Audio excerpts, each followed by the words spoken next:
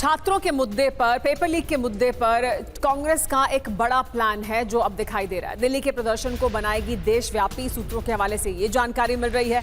सभी राज्यों की इकाइयों को निर्देश दे दिए गए हैं। 9 अगस्त को दिल्ली में राहुल गांधी का एक कार्यक्रम भी तय किया गया है। दिल्ली में राहुल का छात्रों की गूंज कार्यक्रम होगा। इससे पहले हमने देखा था कि वो देहरादून गए थे और वहां पर भी छात्रों की गूंज कार्यक्रम को उन्होंने संबोधित किया था। अब दिल्ली में होगा यही कार्यक्रम।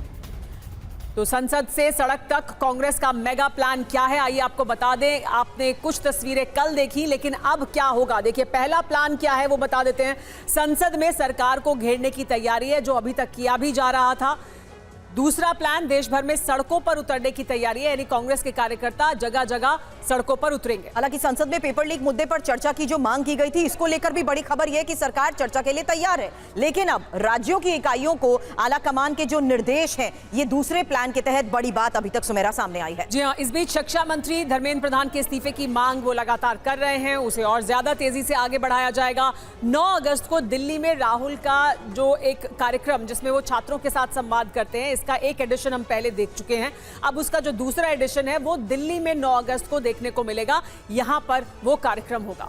लेकिन इस बीच एक और बड़ी खबर यह है कि बीजेपी भी आज देश भर में प्रदर्शन करेगी। कांग्रेस कार्यालयों पर प्रदर्शन की बीजेपी की तैयारी और पीएम आवास पर राहुल के धरने का विरोध जताया जाएगा। आपको बता दें, देश की सभी राज्यों में कांग्रेस कार्यालय पर प्रोटेस्ट को लेकर ही ये एक और बड़ी खबर है, जहां धरने जो पीएम आवास के सामने दिया गया उसका विरोध जताया जाएगा। और राहुल के धरने का विरोध जताने की बीजेपी की तैयारी को लेकर खबर यह है कि देश के सभी राज्यों में कांग्रेस कार्यालयों पर प्रोटेस्ट बीजेपी करेगी।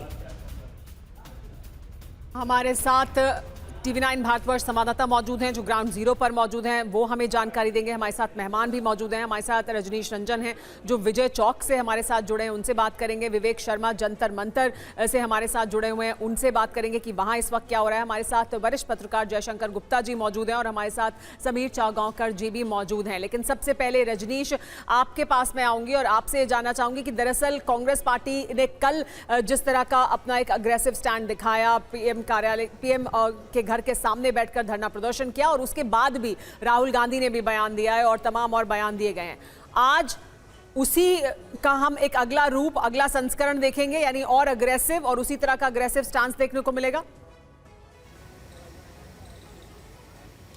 बिल्कुल, देखिए, मोटा मोटी तौर पर कांग्रेस पार्टी ने 3-4 बातें की है। राहुल गांधी ने भी उन्हीं बातों को दोहराया है। सबसे पहले तो वो गृह मंत्री और शिक्षा मंत्री के इस्तीफे की मांग कर रहे हैं, और परसों जो घटनाएं दिल्ली में हुई है, उन घटनाओं के जिम्मेदार पुलिस के लोगों पर कार्रवाई हो और जिन छात्रों पर केस दर्ज किए गए हैं उनको वापस लिया जाए।